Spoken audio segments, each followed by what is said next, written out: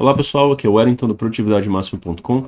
Estamos começando mais uma videoaula do nosso curso de gestão de processos aqui no YouTube. Se você não é inscrito aqui no canal, peço que por favor se inscreva, deixe o seu like, compartilhe, comente e nos apoie dessa forma.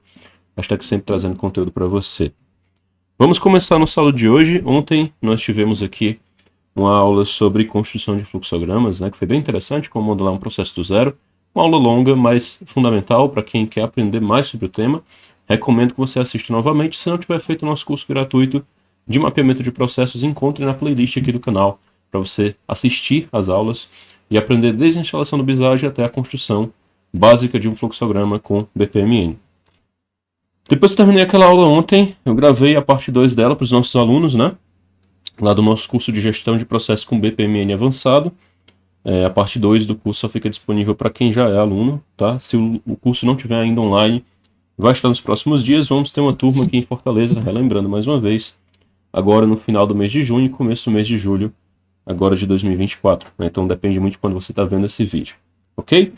Pessoal, na aula de hoje a gente fala um pouquinho sobre fluxos as easy to be. Já fiz para vocês um vídeo anterior sobre isso, mas eu quero utilizar o fluxograma que a gente falou ontem, viu ontem na verdade, construiu, para entendermos um pouco melhor sobre esse assunto, tá bom? Eu vou compartilhar minha tela aqui com vocês. Lembrando, aqueles avisos do canal, nós temos aqui um esforço para a construção da maior base de BPMN do Brasil, na verdade, a maior base de BPM do Brasil, de conhecimento. Óbvio, que vou me esforçar bastante para isso ao longo dos próximos meses, dos próximos anos, para que a gente consiga atingir essa meta. Vídeo novo praticamente todo dia, às 18 horas. É para ser todo dia, Eventualmente pode não acontecer, eu saio um pouco atrasado, mas no geral, essa é a intenção, tá? Se você não for ainda aluno dos nossos cursos, você pode encontrar o link aqui na descrição. Também visite lá o nosso blog produtividademáxima.com e também realizamos projetos de consultoria para o país inteiro. Então, se você precisa na sua empresa, pode nos contatar também aqui pelo canal, pelo nosso e-mail, pelo blog e pelo site waconsultoriasc.com, que vai ser um prazer poder atender você, ok? Então vamos lá. Eu vou compartilhar aqui minha tela. Vocês devem conseguir ver nesse momento. Nós estamos naquele fluxo de ontem. Nós conversamos, sobre ele bastante, Foi 1 hora de vídeo sobre o assunto. E aqui nós temos algumas observações interessantes, Depois que o vídeo terminou ontem, eu fiz a parte 2 dele, em que nós fizemos alguns ajustes, fizemos a construção do subprocesso aqui, que vocês podem ver também lá na aula exclusiva para os alunos, Se você é aluno do curso, Lembrando que sempre tem a parte 2 do vídeo, então assista lá a parte 2 para você relembrar o que a gente fez, tudo bem? E temos aqui, claro, as classificações de cada atividade daquela, como atividade do tipo usuário, de envio, de recebimento, usuário, aliás, tarefa do tipo manual e assim por diante, E tinha um pequeno ajuste aqui para fazer, que eu identifiquei lá durante o segundo vídeo, que era justamente esse caminho aqui da indisponibilidade do produto, A gente não tinha colocado no final, e era importante que houvesse esse final aqui, tá? Então, colocados aqui as devidas informações, nós temos nosso fluxo concluído. Agora, o que tem aqui, pessoal? Bom, quando a gente olha para um fluxograma que foi desenhado, ele baseado na versão do processo que está ocorrendo hoje, no processo como ele está instituído hoje, nós temos aqui uma documentação de um processo na versão as vezes, na versão atual, tá? E por que isso é importante para a gente? Vamos lá. Alguns profissionais na área de processos, eles não trabalham com a construção de fluxos as vezes. O pessoal normalmente coleta a informação de como o processo está hoje e eles já começam a modelar a versão futura. Do meu ponto de vista, isso não é uma boa prática, tá? E na verdade não é nem só o meu ponto de vista. É recomendado que você não faça assim, tudo bem? A versão as vezes do fluxo, quando você constrói ele dessa maneira, te permite ter uma visualização, análise muito mais aprimorada, principalmente de potenciais erros de regra de negócio ou até mesmo erros que você pode ter ali na própria burocracia da instituição.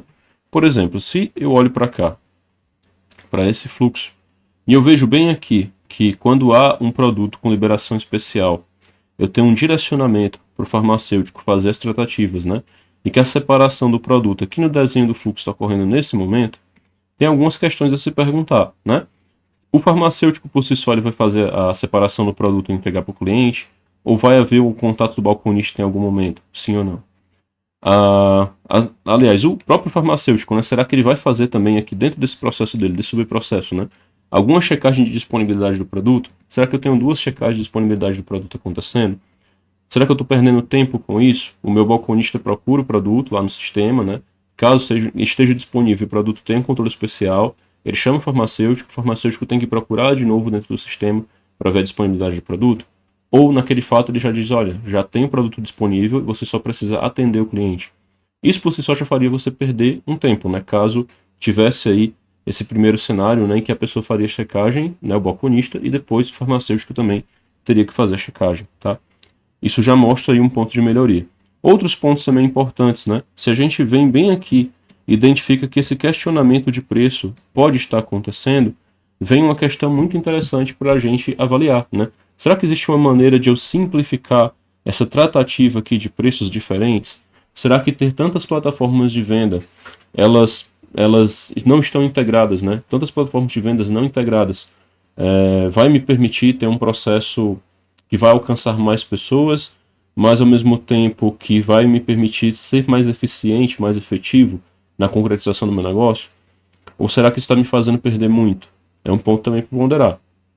Às vezes, né, você colocar plataformas que você não consegue integrar com os seus sistemas para você gerenciar informações de um produto, você vai ter um esforço ali bem homérico em ter que organizar informações em tantos itens diferentes, né? Eu lembro, por exemplo, de algumas situações de e-commerce e de empresas que tinham produtos em lojas físicas, né? E estavam tentando implantar e-commerce, que eu presenciei projetos dessa natureza, em que havia uma dificuldade muito grande de integrar as informações da loja presencial e da loja virtual. Informações de estoque, informações de quantidade, informações de preço, né? Então, às vezes, a própria unidade, né, de medida estava inadequada, às vezes uma falha de cadastro fazia com que os preços não se atualizassem adequadamente, né, nas cargas de dados que eram passadas. Tudo isso atrapalhava muito, né? Então, essa informação, estando bem integrada, você tem um ganho de qualidade de trabalho muito significativo, né? Talvez já aqui, nessa primeira versão desse fluxo, nessa versão as is, a gente pudesse começar a questionar. Poxa, não há uma forma de integrar todas essas bases de informações e assim evitar que aconteça uma situação como essa? Será que se eu pedir para o cliente, bem lá no princípio, né, entrar em contato na hora que ele entra em contato comigo, né, e eu identificar a necessidade desse cliente, se eu já perguntar para ele se ele tem aqui nesse momento alguma espécie de programa de fidelidade, se ele tem algum cartão de desconto, algo do gênero, eu não acabo evitando aquela circunstância final ali em que ele teria um problema com o preço do produto? Pode ser que sim, né? Pode ser que sim. Inclusive, né, ter aí uma chave de relacionamento com o cliente, seja um código de cliente, o próprio CPF dele, poderia fazer com que você aprimorasse um pouco mais a sua relação com esse cliente, entendendo que produtos ele pode ter uma demanda maior ou não, né? Aqui você já começaria a ter um pouco mais de inteligência nessa análise. Por exemplo, o cliente chegou, ele falou, olha, eu preciso do produto tal, etc. E se aqui nesse momento o meu balconista perguntar se o senhor já tem cadastro aqui na loja, né? Ou o senhor já é cliente aqui da loja, se a pessoa disser sim, então o senhor pode, por favor, me fornecer o seu CPF, ou então um código de cliente, né? Ou informar um número, por exemplo, de um ticket que ele tenha gerado em uma plataforma digital, como um aplicativo ou uma outra plataforma de vendas, seria uma forma de você conseguir ter informações a mais daquele cliente e a partir desses dados que você pode coletar dele, até ter uma perspectiva do que ele pode precisar comprar, né? Não somente medicamentos que ele tem que comprar vez após vez, como eventualmente até recomendações do que mais seria interessante para ele. Se ele tem um determinado quadro de saúde, talvez um tipo específico de suplemento ou um produto específico de higiene, etc., poderia ser interessante para aquela pessoa, né? E você pode informar, olha, temos aqui uma recomendação de promoção, né, para o senhor, para o seu perfil de uso, etc. E o senhor poderia aproveitar e já adicionar esse item também aqui na sua compra, né, que o senhor vai ter um desconto de X reais, né, ou de X%, tudo bem? Já seria uma forma de nós repensarmos essa forma como é feita a abordagem inicial aqui do cliente, ok? Então, quando você gera o fluxo na versão as is, essas ideias elas começam a brotar. É óbvio que elas não vêm do absoluto nada, né? Existe uma razão para a gente começar a pensar nisso. Existem algumas fontes de conhecimento para você conseguir aprimorar um processo de uma versão as is para uma versão to be, né? Existem várias, eu costumo citar pelo menos 5 lá no nosso curso de gestão de processos e controles de indicadores, né? Mas aqui eu posso comentar com vocês algumas situações, né? Pelo menos duas, para a gente ter uma perspectiva mais fácil. A primeira é um benchmark, né? O benchmark ele é bem simples em termos de conceito, mas ele é muito complicado em termos de execução.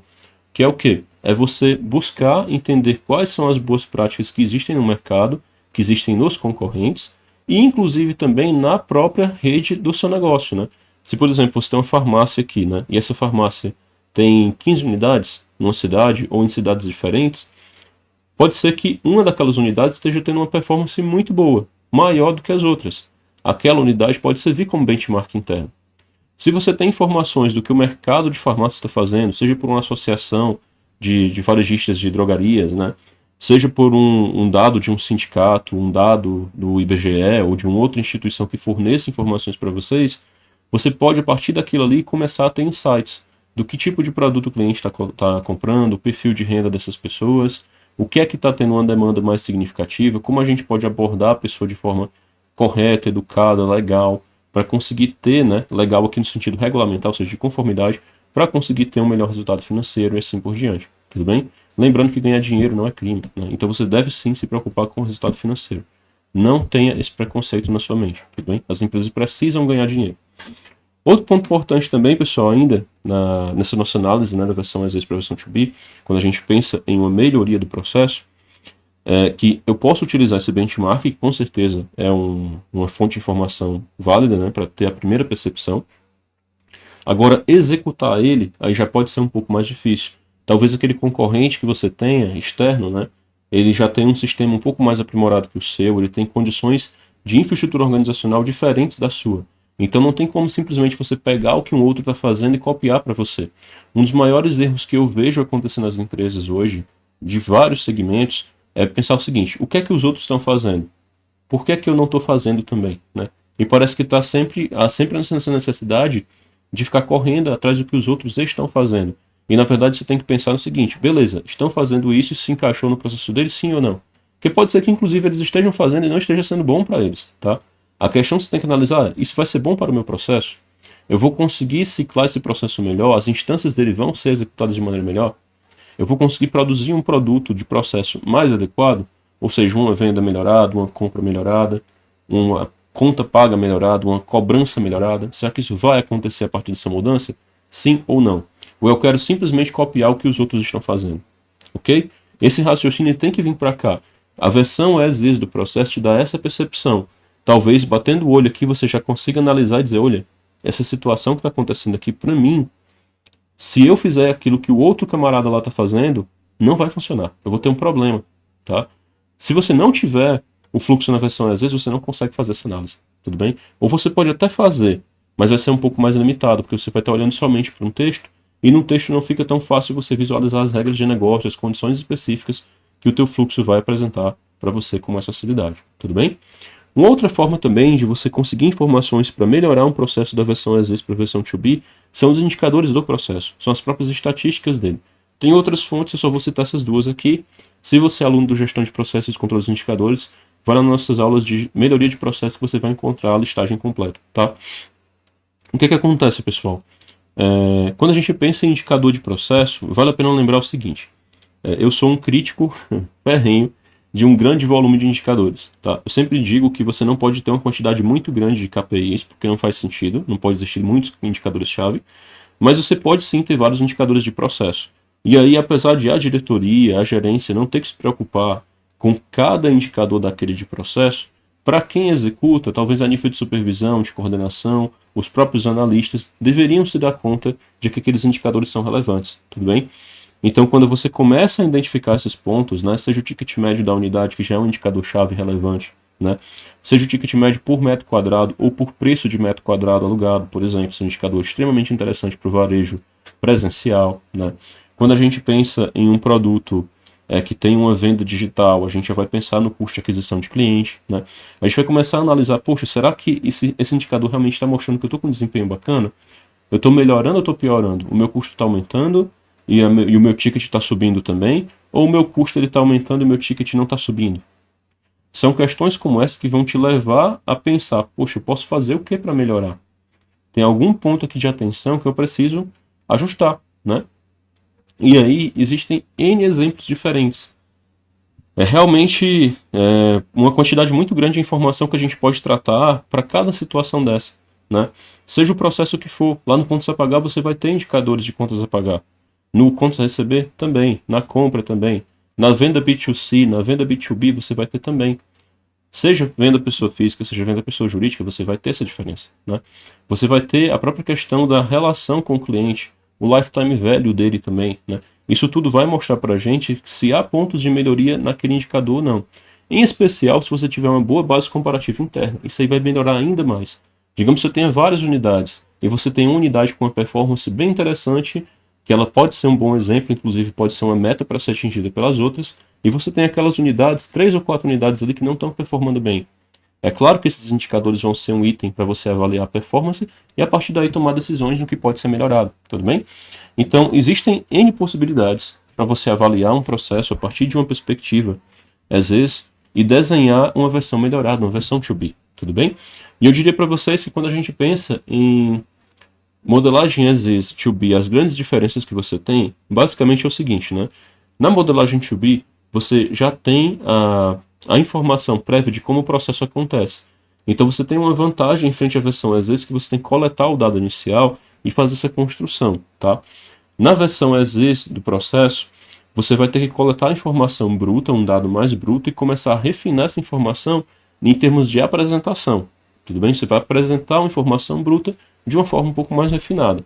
Na versão to be, o que você vai fazer com isso? Você vai pegar aquela informação que ela está agora numa versão mais palatável em termos de apresentação e vai começar a sugerir correções. Lá naquele nosso ciclo BPM, tem uma aula que eu fiz aqui recente sobre isso, sobre as 6 fases do ciclo BPM, ou no PDCA, ou se você é aluno do curso, está lá no nosso ciclo, né, que eu defino a gestão de processos naquelas 4 fases. Tem um ponto importante ali para a gente, né? Que se eu tenho um processo passando por isso, esse momento em que eu estou construindo o to be, eu estou justamente fazendo aquele refinamento, né? Eu estou refinando um processo que foi previamente desenhado, tá? Ou seja, isso é uma constante, vai funcionar como um PDCA realmente, né? Um ciclo de melhoria contínua. Você tem um processo bacana hoje, ele está funcionando legal, depois eu vou ciclar de novo e a gente vai ter ali uma versão aprimorada, né? Óbvio, a gente pode ter aqui o desejo, né, de ter um processo maravilhoso que vai demorar anos para você atingir, ou talvez ele nunca seja atingido, seja uma ideia de uma perspectiva de mundo perfeito, né, em que no cenário ideal tal situação aconteceria. Mas, considerando que a realidade não é essa e que a situação ideal dificilmente vai ocorrer, você precisa ir galgando melhorias no teu processo para que você consiga ter aí um resultado aprimorado. Tudo bem? Então, é importante compreender essa diferença, né, entre as duas modelagens e como na prática você vai absorver esse conhecimento, né, tirar esse dado e a partir daí usar isso para você conseguir construir um processo melhorado. Toda organização que investe na melhoria de processos, ela tende a ter um resultado em termos de eficiência e eficácia se ela tiver tomado as decisões corretas. Você, inclusive, pode muito bem investir em processo e tomar uma péssima decisão. Pessoal, não é só porque você está mudando o processo que ele vai melhorar. Tudo bem? Tem decisões erradas que o pessoal toma. As pessoas tomam decisões erradas.